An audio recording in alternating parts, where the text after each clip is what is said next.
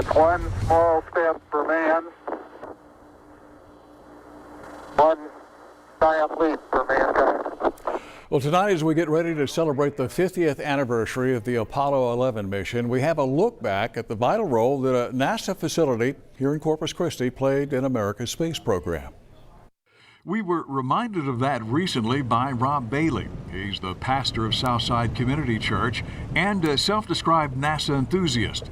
He recently invited us out to Bill Witt Park on Yorktown Boulevard for a look around. Behind me stood a 30-foot S-band antenna dish, which was able to receive audio and video signals from space. It was cutting-edge technology in the early 1960s, and it's historic for several reasons. The first live broadcast from space was during Apollo 7 in October of 1968. And so during that broadcast, they showed for the first time live pictures from space.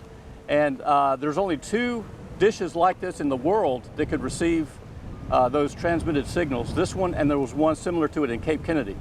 And so the broadcast started over Corpus Christi and continued as the spacecraft went over the Gulf Coast. It says from that lovely Apollo something. You guys should write. Apollo room. High atop everything. High atop everything. NASA's decision to build it here was actually based on orbital mechanics. When they were looking at the different orbits, the spacecraft would go over this part of the country more often than any other part of the country. This tall rectangular structure that's still out there was the base of a 75-foot long-range tracking antenna. It was used to receive signals from the various scientific experiments that the Apollo astronauts left on the moon. Now, after station operations were closed down in the 70s, the control room building was trashed by vandals before it was finally torn down. And these rusty bolts on a concrete slab are all that's left of the S-band antenna. Now, the 50th anniversary of Apollo 11 also brings back memories for Michael Benning of Corpus Christi.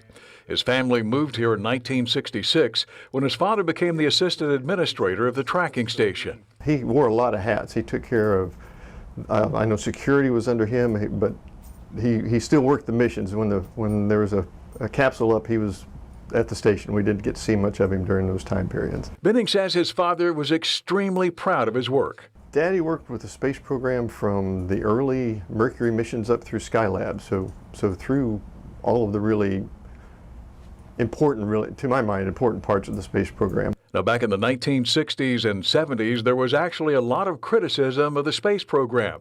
Some people felt it was a waste of money.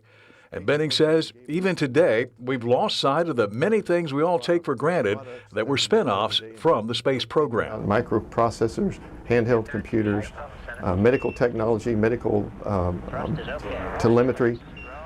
And we forget that all of that came out of the space program. People forget that it was a beneficial and ultimately very worthwhile project. I'm Lee Sausley, Chris 6 News.